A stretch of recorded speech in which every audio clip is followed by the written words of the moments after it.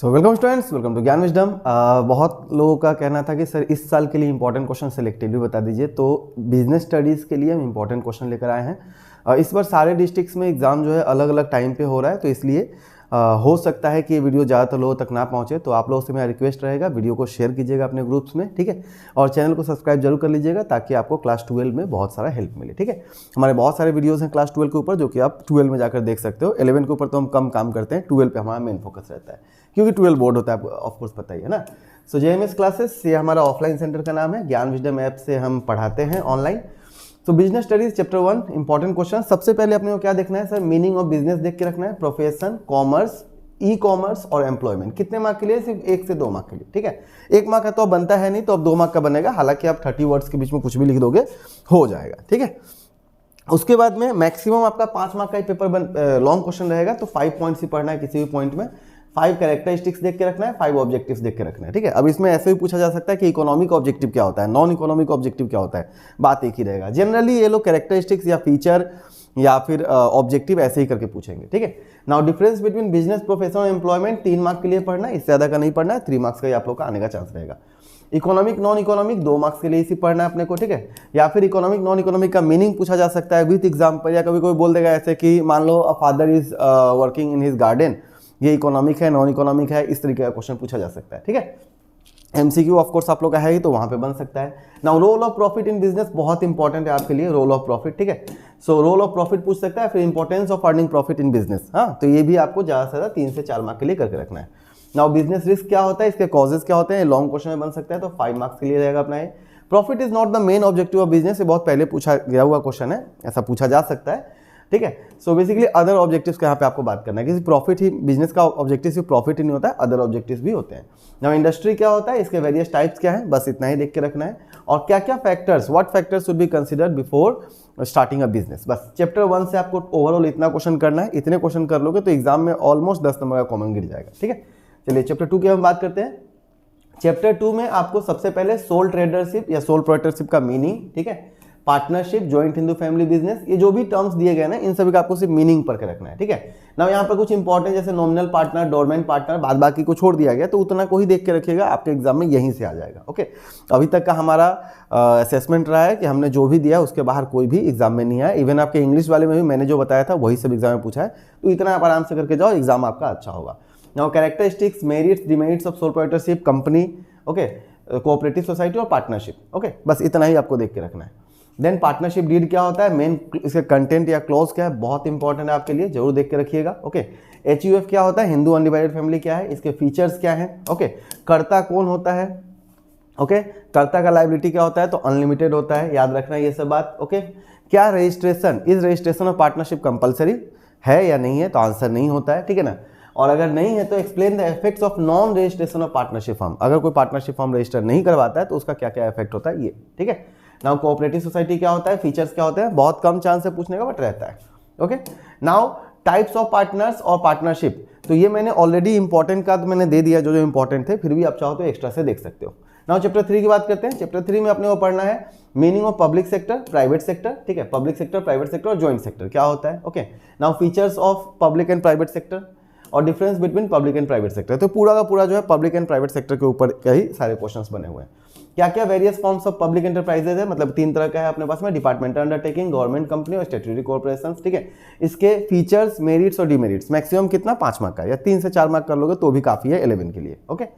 Now global enterprise या multinational companies क्या होते हैं, इसके फीचर्स क्या होते हैं और कैसे डोमिनेट करता है लोकल बिजनेसेस को, तो वो वाला क्वेश्चन बन सकता है। जॉइंट वेंचर क्या होता है, इसके एडवांटेज क्या होते हैं, and 5 important factors which justify the reason for public sector, ये भी क्वेश्चन बन सकता है, ठीक है। उसके अलावा आगे देखते हैं डिसइन्वेस्टमेंट क्या है, हालांकि ये क्लास 12 से मिलता जुलता टॉपिक है, बट आप कभी कभी आप लोगों से भी पूछ लेते हैं, तो इसलिए इसको भी हमने कंसिडर कर लिया, ठीक है, ओके। तो इसको आप चाहो तो देख सकते हो या फिर इग्नोर भी कर सकते हो। जॉइंट वेंचर जरूर करके देखना है, 11 के लिए है जरूरी, हमारे लिए, हमारे असम बोर्ड का बात मैं कर रहा हूँ ना, असम के अंदर में जितने भी डिस्ट्रिक्ट में एग्जाम है सभी के लिए इंपॉर्टेंट रहेगा। Now explain the change role of public sector in India, तो पब्लिक सेक्टर जो है इंडिया में कैसे चेंज हुआ है उसके ऊपर क्वेश्चन बन सकता है, लॉन्ग क्वेश्चन, ओके। उसके बाद में नेक्स्ट आते हैं चैप्टर 4 में। तो चैप्टर 4 में आपको देखना है वेयर हाउस क्या होता है, इंश्योरेंस क्या है, डबल इंश्योरेंस क्या है और बॉन्डेड वेयर हाउस क्या है, सिर्फ मीनिंग देख के रखना है, ठीक है। Insurance different principles of insurance बहुत इंपॉर्टेंट रहेगा, advantage of insurance for business community and functions of insurance, बात तो एक ही हो गया, फंक्शंस और एडवांटेज सेम ही रहेगा अपना। तो बेसिकली आपको मेन है यहाँ पर प्रिंसिपल्स ऑफ इंश्योरेंस देख के रखना है, ठीक है। Now meaning and features of business services, कितने टाइप के सर्विसेज होते हैं वो, difference between goods and services, ये भी बहुत इंपॉर्टेंट है। तो गुड्स टेंजिबल होता है, सर्विसेज इंटेंजिबल होता है, ये सारा चीज़ अपने को रखना है। देन बैंक क्या होता है, ऑलरेडी आपने फाइनेंस में वाला टॉपिक देख ही रखा है, बैंक क्या है, कितने टाइप्स ऑफ बैंक्स है वो सब आपको देख के रखना है। इसके फंक्शंस क्या है, टाइप्स ऑफ अकाउंट्स, ओके, तो ये भी आपके बिजनेस स्टडीज में पड़ता है। ई बैंकिंग क्या है, इसका बेनिफिट्स क्या है, तो ई बैंकिंग हो, ई बिजनेस हो, ई कॉमर्स हो, बार बार ये क्वेश्चन पूछा जाता है, सबका आंसर मोटा मोटी एक जैसा ही रहता है, okay. Now what are the different differences between life insurance, marine insurance, ठीक है, इसके बीच का डिफरेंस रहेगा। और राइट इन 2 लाइन्स, दो लाइन लिखना है, बॉन्डेड वेयर हाउस का, ई बैंकिंग का, जो मैंने ऊपर भी पहले आपको दे रखा है, ठीक है। नाउ 2-3 टॉपिक और है अपने पास, यहाँ पर देख सकते हो, जैसे कि public private partnership, PPP model, ठीक है, इसका मीनिंग और फीचर देख के रखना है, नया ऐड किया गया है। टाइप्स ऑफ बैंक्स ऑलरेडी आपने फाइनेंस में पढ़ रखा है, हालांकि फिर भी आप देख सकते हो। देन पोस्टल और ई कॉमर्स जो होता है, ई कम्युनिकेशन सर्विसेज जो है, ये अब कम से कम पूछा जाता है क्योंकि ये थोड़ा पुराना हो गया topic, okay. Types and functions of warehouse, ये आपके लिए इंपॉर्टेंट रहेगा, okay. So this was all about from chapter 1 to chapter 5। I hope कि आपको ये समझ में आ गया होगा। अब कुछ इंपॉर्टेंट बात मैं कर लेता हूँ, जितने भी स्टूडेंट्स हैं क्लास 11 के जो कि मेरे चैनल से जुड़े हैं और जो सीरियसली पढ़ना चाहते हैं क्लास 12 में, तो क्लास 11 में तो हम आपको थोड़ा सा अपने तरफ से देते हैं, इंपॉर्टेंट क्वेश्चंस वगैरह देते हैं। 12 में प्रॉपर आप लोगों का कोर्स कराया जाता है ज्ञान विजडम बैच पे, ज्ञान विजडम ऐप पे, ठीक है। वहाँ पर लास्ट ईयर मोटा मोटी ऑलमोस्ट 100+ स्टूडेंट्स ने रजिस्ट्रेशन लिया था, मतलब क्लासेस लिया था, ठीक है, 100+ सारे सब्जेक्ट मिलाकर। और रिजल्ट जो है वो आपको दिखाएगा मई में, जब रिजल्ट आएगा तो भी आपको हम बताएंगे कैसा वहाँ का रिजल्ट हुआ है, ठीक है, जो कि ऑफकोर्स अच्छा ही हुआ होगा। आप पिछले साल का सारा रिकॉर्ड देख सकते हो, है ना। मैक्सिमम बच्चे जो होते हैं वो 70+ स्कोर करते ही हैं, मेरे जितने भी स्टूडेंट हैं, ऑफलाइन ऑनलाइन सारा मिलाकर, ठीक है। सो प्री रजिस्ट्रेशन इसके लिए चल रहा है HS सेकेंड ईयर के लिए, ओके। आप उसके लिए क्या करना है, आपको गूगल फॉर्म फिल करना है, या इसी वीडियो के नीचे में आपको गूगल फॉर्म मिल जाएगा, उसको आप फिलअप कर दीजिएगा। एक टेलीग्राम चैनल भी हमने स्टार्ट किया, उसको भी आप ज्वाइन कर सकते हो, और व्हाट्सएप ग्रुप है उसी भी आप ज्वाइन कर लो, ताकि कोई भी इन्फॉर्मेशन आप तक जल्दी से पहुंच जाए, ठीक है। अब ये क्लास 11 वाला आपको मिल जाएगा व्हाट्सएप चैनल, ठीक है, व्हाट्सएप ग्रुप। क्या क्या सब्जेक्ट्स आपको ऑफर होगा क्लास 12 में, तो एकदम प्रॉपरली, एकदम स्टार्टिंग से इंग्लिश प्लस ग्रामर, ठीक है। देन BMST बिजनेस मैथमेटिक्स बहुत स्टूडेंट्स लेते हैं, उनके लिए ढंग से कहीं पे क्लास नहीं मिलता है, तो BMST आपको पूरा मिल जाएगा। हमने बहुत कम क्लास दिया इस बार के, जितने स्टूडेंट होंगे जानते ही हैं, हाँ, हमने बहुत कम क्लास दिया और फिर भी एग्जाम में क्वेश्चंस पूरा कॉमन पड़ गया, ठीक है, जो कि बहुत कम लोगों का ऐसा होता है, हाँ। सो बिजनेस BMST आप यहाँ पे ज्वाइन कर सकते हो। अकाउंटेंसी का प्रॉपर बैच आपको बढ़िया से मिल जाएगा, ठीक है।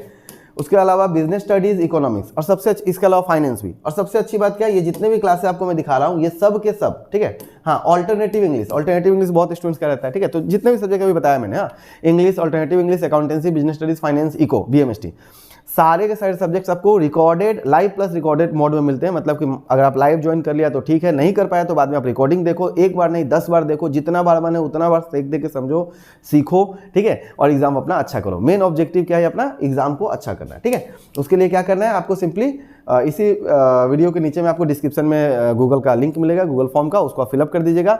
एक 100 रुपीज़ का आपको प्री बुकिंग चार्ज रखा गया, जो कि हमारे टीम आपको कांटेक्ट करके आपसे मांगेगी, वो आप पे कर दीजिएगा, जो कि एडजस्टेबल है। जब आपका जो फाइनल जो आपका जब कोर्स लॉन्च होगा उसमें एडजस्ट हो जाएगा। मैक्सिमम फी क्या रहता है, तो हम लास्ट ईयर हमने मैक्सिमम फी रखा था 4999 में ऑल सब्जेक्ट एक्सेप्ट BMST, ठीक है। BMST वाले को थोड़ा एक्स्ट्रा पे करना पड़ता है, बाद बाकी सबका 4999 में ऑल सब्जेक्ट, मतलब कि इंग्लिश भी हो जाएगा, ऑल्टरनेटिव इंग्लिश भी हो जाएगा, अकाउंटेंसी हो गया, बिजनेस स्टडीज हो गया, फाइनेंस हो गया, इको हो गया, सारा का सारा 4999 में, ठीक है। इवन पार्ट पेमेंट का भी ऑप्शन अवेलेबल रहता है, ओके। सो देर ना करें, अगर आप लोग अच्छे स्टूडेंट्स हो, पढ़ना चाहते हो ढंग से, रेगुलर क्लास होता है, रेगुलर अगर पढ़ना चाहते हो तो फिर आप ये वाला रास्ता चूज कर सकते हो, नहीं तो फिर जहां जैसे पढ़ रहे हो वैसे पढ़ते रहिए, ठीक है। वीडियो पसंद आया, वीडियो को लाइक कीजिएगा, शेयर कीजिएगा अपने दोस्तों के साथ में, और व्हाट्सएप ग्रुप और टेलीग्राम ग्रुप भी ज्वाइन कर लीजिएगा, ठीक है। कोई भी दिक्कत हो मुझे आप कॉन्टैक्ट कर सकते हो। बाय बाय, मिलते हैं अगले क्लास में, एंड बेस्ट ऑफ लक।